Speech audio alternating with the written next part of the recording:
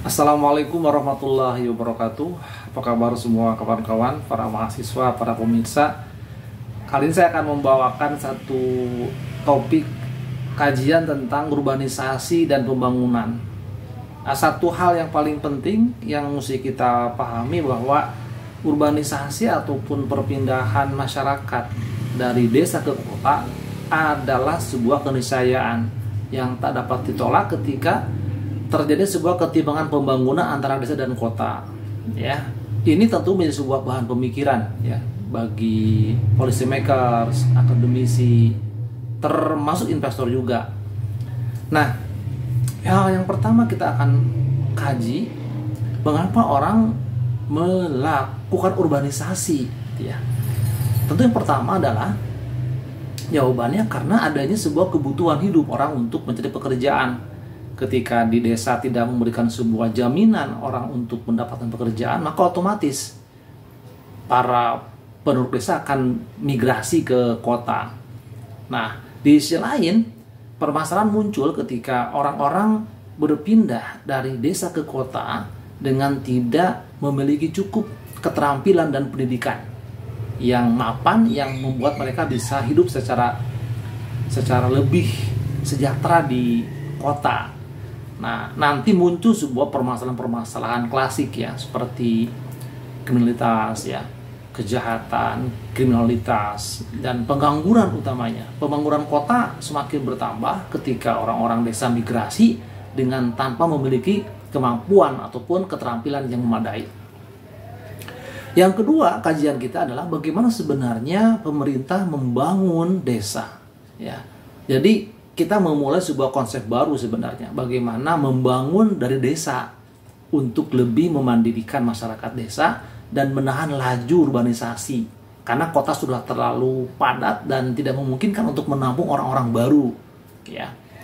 Nah, yang ketiga ya kajian kita adalah sejauh mana investor, para pengusaha yang diberikan kesempatan atau diminta untuk membangun desa, tentu mereka memerlukan sebuah kecukupan infrastruktur ya, yang memungkinkan mereka memudahkan di dalam kegiatan usaha. Tanpa ada kecukupan infrastruktur dan kesiapan sumber daya manusia di desa yang dibangun untuk jadi kota baru, itu maka tidak akan terjadi. Dan investor sangat realistis, mereka akan membangun atau akan membuat sebuah titik perekonomian baru, bisnis baru dengan sebuah asumsi sumber daya ekonomi atau produksi sudah tersedia secara lengkap di desa. Nah, kita bahas yang pertama tadi ya, kenapa orang melakukan sebuah urbanisasi ya. Sangat simpel, urbanisasi merupakan sebuah gejala sosial ketika orang-orang ingin merubah nasibnya semakin baik. Karena di desa tidak memenuhi cukup orang bisa hidup secara mapan, maka mereka pindah ke kota. Yang kedua, yang paling penting, bicara mengenai policy makers ya, pemerintah perlu membuat sebuah kajian yang mendalam bagaimana caranya bahwa reduksi urbanisasi itu diberikan dengan cara pemberian lapangan pekerjaan yang mapan di desa. Nah, itu cara yang ampuh bagi masyarakat. Secara logis mereka akan bertahan di desa ketika pemerintah memberikan lapangan pekerjaan baru di desa, di daerah. Tanpa ada pemberian lapangan pekerjaan baru, mereka akan tetap berusaha untuk migrasi ke perkotaan. Nah, investor sekali lagi ya adalah pihak yang sangat realistis dan logis. Ketika diminta untuk membangun desa, maka pasti prasyarat mutlaknya mana infrastruktur, mana jalan, jaringan telepon, jaringan listrik, internet. Itu menjadi sebuah hal yang penting, termasuk bagaimana kemampuan pemerintah di desa atau di kota kabupaten itu mampu untuk menyediakan sarana-sarana seperti yang namanya pergudangan ya. Kemudian yang sudah pasti adalah bagaimana akses jalan ya yang memadai, termasuk bagaimana kemudahan untuk lalu lintas ke pelabuhan ataupun bandara. Nah, itu pilihan yang sangat memungkinkan investor mau untuk bangun. Nah, tapi secara umum sebenarnya urbanisasi dapat dicegah ketika peningkatan SDM, ya SDM yang mumpuni, yang berkualitas, yang berakhlak baik, maka akan memunculkan sebuah semangat-semangat yang namanya entrepreneur. Orang-orang yang sudah berilmu dan berketerampilan, itu mustahil mereka memaksakan diri untuk datang ke kota, karena mereka akan membangun desa secara mandiri. Syaratnya adalah peningkatan SDM menjadi sebuah harga mati. Tanpa itu, kesia-siaan saja.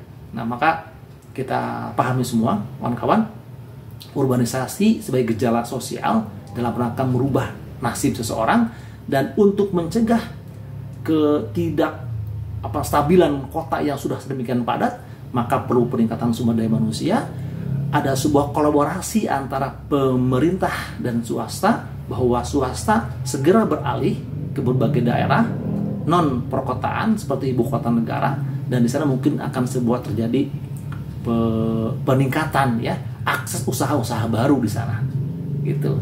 Dan kita sepakat bahwa semua perlu sebuah kerja keras, perlu kolaborasi, dan perlu kesabaran. Kita perlu sebuah proses ya, dan itu harus dijalani, tidak bisa dengan cara instan. Demikian saja. Sekali lagi, kota-kota besar dunia, Jakarta ya, Kuala Lumpur, Singapura ya, New York ya, termasuk di London sebagainya, itu sudah cukup mewakili kepadatan penduduk yang sangat besar. Mereka sudah cukup jenuh dengan banyaknya orang yang migrasi, maka berbagai macam distrik-distrik baru perekonomian ya, atau kita kenal dengan industri-industri, kantong-kantong industri baru di luar dari sentral, itu harus segera diupayakan, dipercepat. Dengan cara tadi apa? Syaratnya pembangunan kawasan industri baru yang di luar dari sentral ibu kota itu harus disupport dengan berbagai macam sarana dan prasarana. Tanpa itu tentu tidak akan muncul sebuah kantung-kantung ekonomi baru, dan tidak akan terjadi yang namanya reduksi urbanisasi.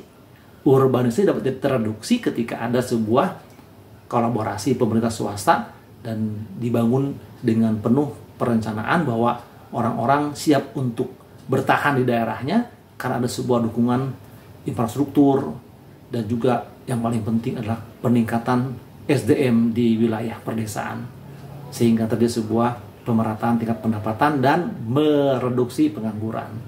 Demikian saja teman-teman, terima kasih. Wassalamualaikum warahmatullahi wabarakatuh.